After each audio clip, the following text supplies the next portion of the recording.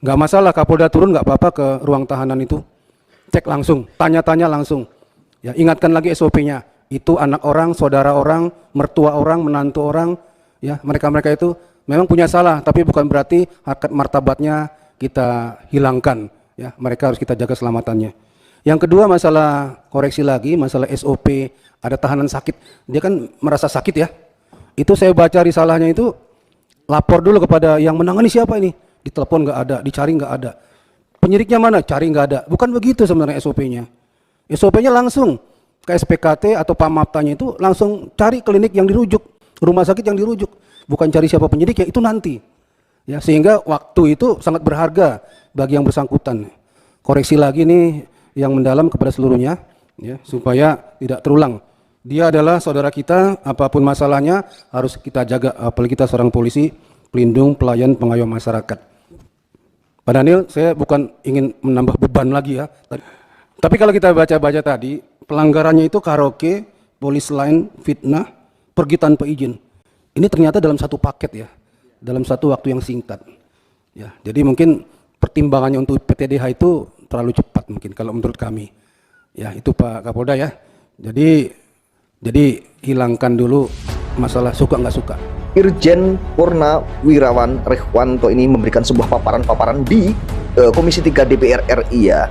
Beliau ini adalah senior ya, jenderal ya. Beliau adalah jenderal ya, ini sangat senior ya, dan tentunya memberikan paparan-paparan atau wejangan-wejangan pada jajarannya di sini ya.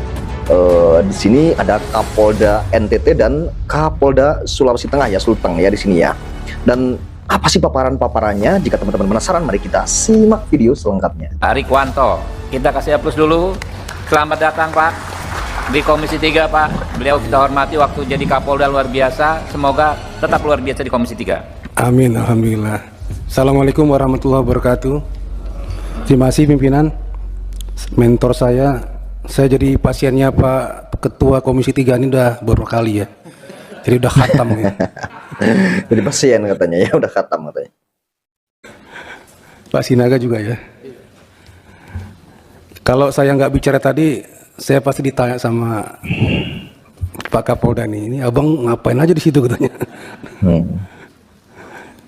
Ada beberapa yang saya sampaikan, mohon izin. Yang pertama untuk Kapolda Sulawesi Tengah ya, Mas Agus ya. Kita sudah lama kolaborasi ya. Ya, akhirnya Pak Kapolda turun tangan juga ya. Untungnya beliau berhati bersih dan lurus ya, sehingga kasus ini terang benderang. Memang kalau polisi tetap di jalannya, to serve and protect ya, melindungi dan melayani, itu masyarakat aman, tenang dan damai ya. Dan pimpinan itu pucuknya keadilan ya, kebenaran dan juga harapan masyarakat. Ya, terima kasih Pak Kapolda ya, terang benderang sudah. Saya apresiasi. Hanya ada koreksi untuk anggota-anggota level seperti penjaga tahanan itu. Saya tadi sudah baca beberapa risalah singkat tentang bagaimana proses itu bisa terjadi, penganiayaannya ya. Ini memang dialami.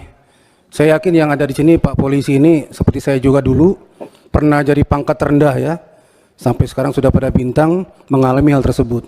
Bagaimana menghadapi tahanan, baik itu dalam proses penyidikan maupun sudah jadi narapidana. Macam-macam.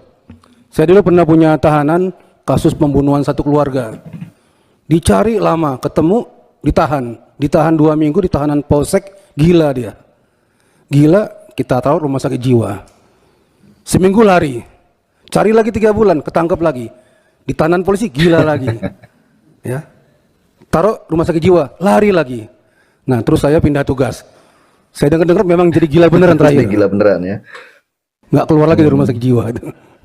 Ya, itu resikonya. Tapi kalau kita emosi pada waktu itu, ya kita hantami itu, kita pukuli mereka itu. Ya, kuat-kuatan di situ. Kamu nggak hormat sama saya, kamu nggak takut sama saya dalam kekuasaannya ya. Nah, ini anggota mesti dikasih tahu benar psikologis menghadapi tahanan. Ya, siapapun orangnya, dalam kondisi apapun, dalam status apapun, apabila dalam kekuasaan dan penguasaan anggota kepolisian, disitulah keamanan yang sangat terjaga. Bukan sebaliknya.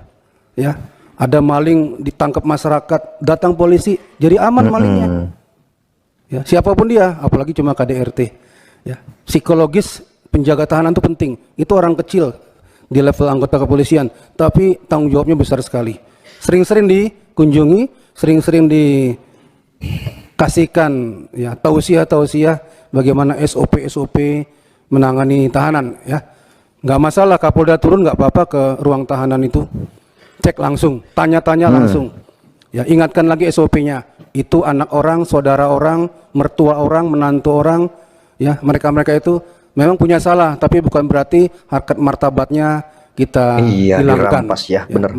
Bagus sekali ya, Irjen Rehwanto ini, Irjen ya, Purnawirawan Rehwanto ini memang luar biasa sekali ya, benar-benar luar biasa. Mereka harus kita jaga keselamatannya. Yang kedua masalah koreksi lagi, masalah SOP, ada tahanan sakit, dia kan merasa sakit ya. Itu saya baca risalahnya itu, lapor dulu kepada yang menangani siapa ini, ditelepon nggak ada, dicari nggak ada.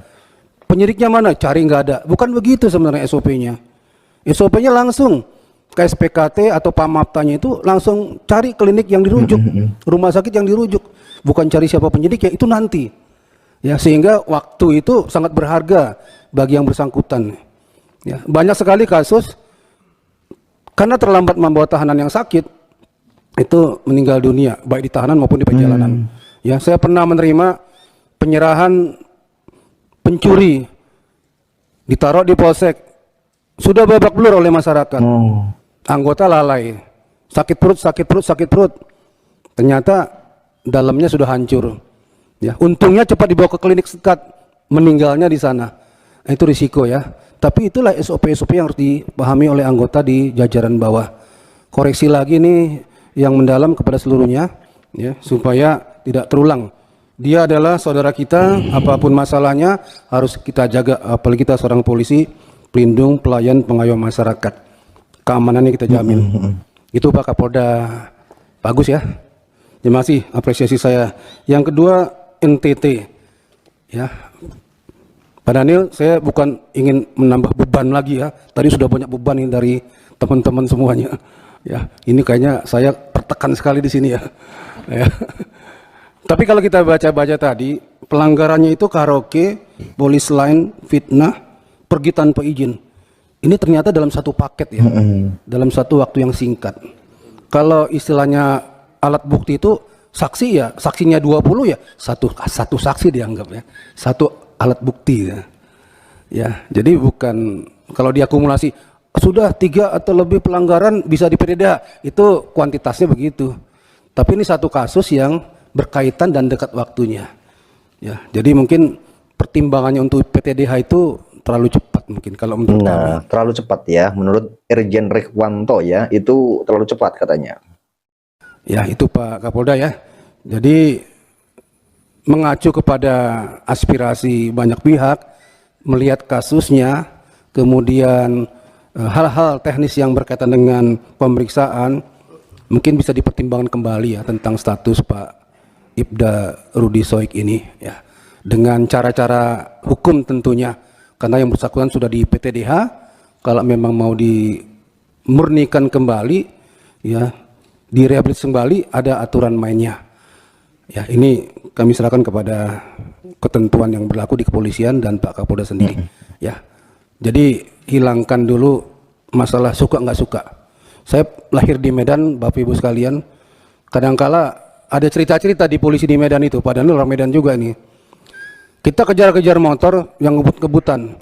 Begitu berhenti kita periksa STNK, SIM, sen lengkap semuanya. Tapi tetap ditilang. Ya, kenapa ditilang saya Bapak? Biar kau tahu ya, aku nggak suka lihat gaya kau itu naik motor. Jadi kesalahannya nggak suka lihat gayanya itu, bukan karena kesalahannya. Mudah-mudahan tidak terjadi ya. Terima kasih, itu saja. Mudah-mudahan kita semua dapat pencerahan. Assalamualaikum warahmatullahi wabarakatuh. Wow, ini keren banget ya dari Irjen Purnawirawan Rehwanto ini, sangat keren ya, ini sangat memotivasi ya jajarannya ya, seperti Kapolda-Kapolda tersebut. Dan terima kasih yang sudah menonton video ini sampai selesai. Sampai ketemu di video saya berikutnya.